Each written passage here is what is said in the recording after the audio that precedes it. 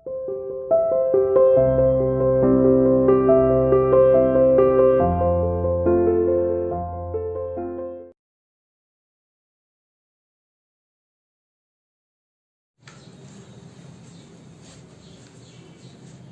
to CR International School online classes. Hello students, how are you? Hope you are fine.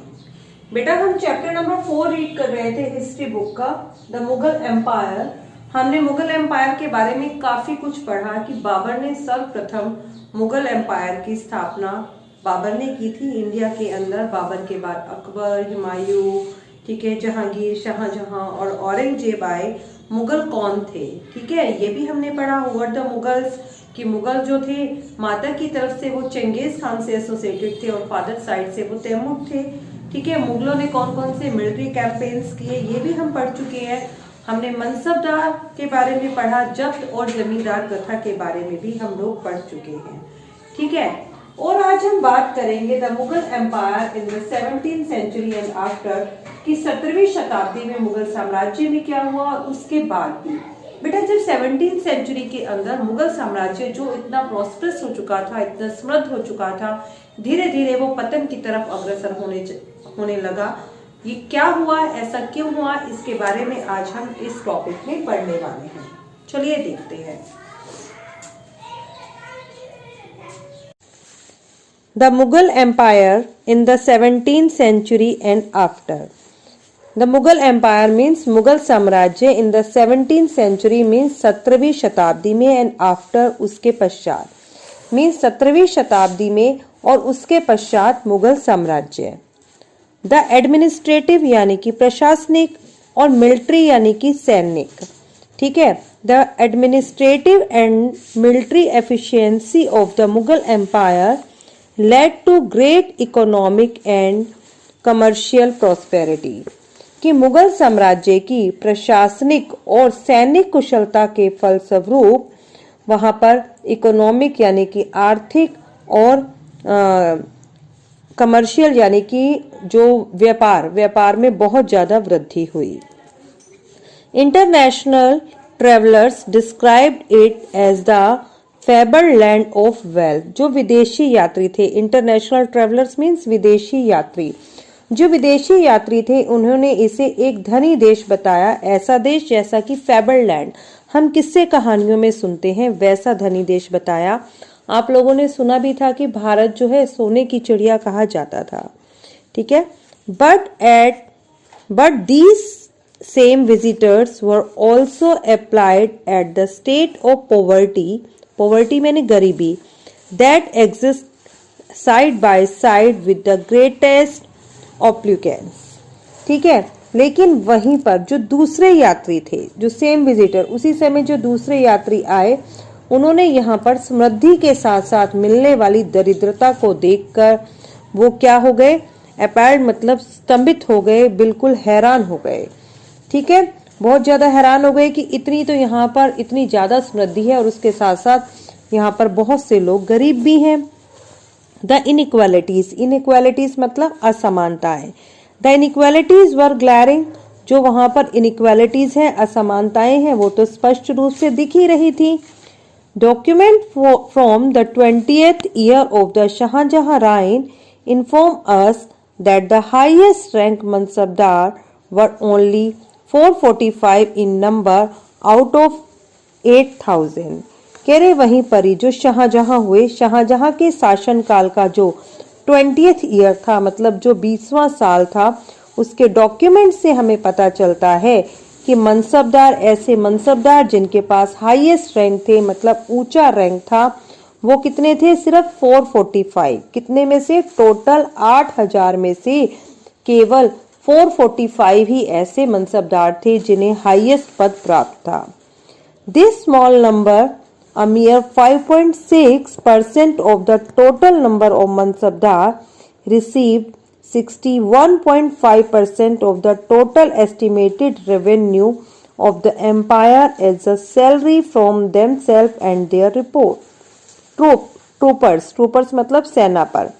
कह रहे this small number, अब ये जो छोटे नंबर बच गए, छोटे नंबर मतलब 8000 में से 445 जो थे वो तो क्या थे, 445 मनसबदार तो हाई रैंक के हो गए। तो ये जो एक छोटी सी संख्या थी, मेरा 5.6% of the total number of mansabdar, जो कि टोटल मनसबदार के सिर्फ 5.6% ही हैं, received 61.5% of the total estimate of the revenue. Revenue मतलब कर, वो मतलब टोटल जितना भी टोटल रेवेन्यू है इसका 61.5% टोटल रेवेन्यू प्राप्त कर लेते हैं। ठीक है। As a empire as a salary from themselves and their troops, अपनी सैलरी के रूप में और अपने जो सैनिक हैं, अपने ट्रूपर्स हैं, जो अपने सवार हैं, उनके वेतन के रूप में। The Mughal emperors and their mansabdar spend a great deal of their income on salaries and goods. Goods क्या होता है बेटा? सामान। मुगल सम्राट जो और उनके जो मनसबदार थे वो अपनी आय का एक बहुत बड़ा भाग इन लोगों की सैलरी देने में, जो उनके सैनिक थे उनकी सैलरी देने में, और गुड्स सामान पर लगा देते थे। दिस एक्सपेंडिचर मतलब खर्चा, this expenditure benefited the artisans and the peasantry. इससे क्या होता था? इस खर्चे से जो आर्टिसंस थे, जो शिल्पकार थे, उन्हें फायदा होता था, और किसानों को क्यों होता था? Who supplied them with goods and produce, क्योंकि यही उन्हें गुड्स यानी सामान और प्रोड्यूस यानी फसलों की आपूर्ति कराते थे। मतलब जो भी उन्हें अनाज चाहिए होता था वो अनाज उन तक पहुंचा देते थे। But the scale of revenue collection left very little for investment in the hand of the primary producer, the peasants and the artisans. लेकिन जो स्केल ऑफ रेवेन्यू कलेक्शन था, मतलब राजस्व का भार इतना था कि जो प्राथमिक किसान थे, जो प्राइमरी प्रोड्यूसर थे, जैसे कि किसान और शिल्पकार, उनके पास निवेश के लिए वेरी लिटिल, बहुत ही कम इन्वेस्टमेंट उनके लिए बच पाती थी। ठीक है। The poorest among them lived from the hand to mouth, और उनमें से कुछ तो इतने गरीब थे, हैंड टू माउथ मतलब मुश्किल से ही वो अपना पेट भर पाते थे, मतलब उनके पास बहुत कम धन आ पाता था।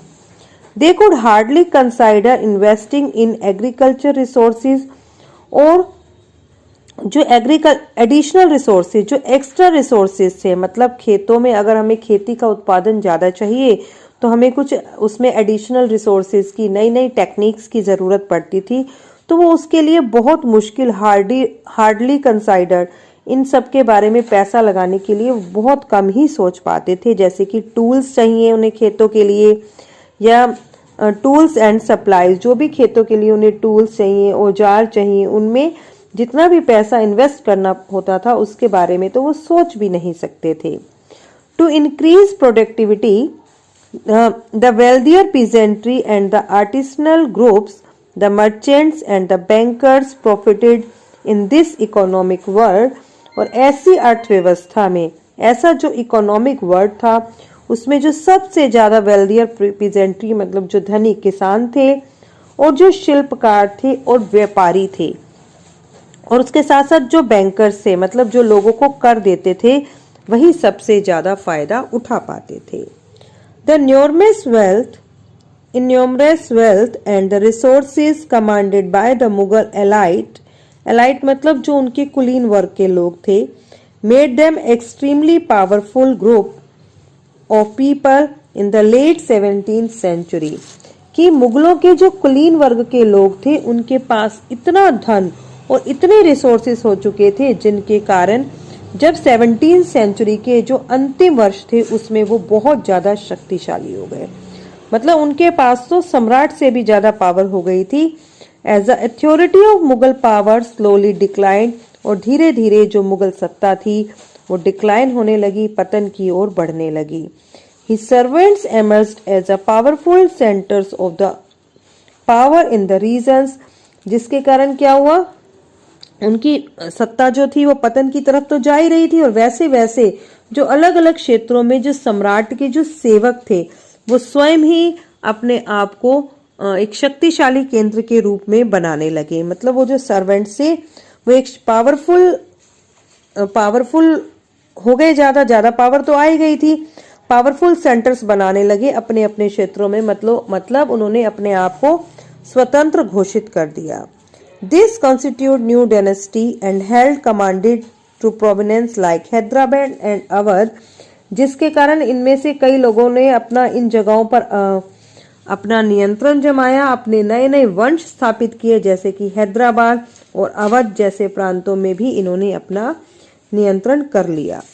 ठीक है, आगे देखिए। Although they continue to recognise the Mughal emperor in Delhi as their master, यद्यपि ऑल्दो मैंने यद्यपि, फिर भी वे मुगल सम्राट को अपने स्वामी के रूप में, अपने हेड के रूप में उसको अथॉरिटी देते रहे, उसको अपना मास्टर समझते रहे।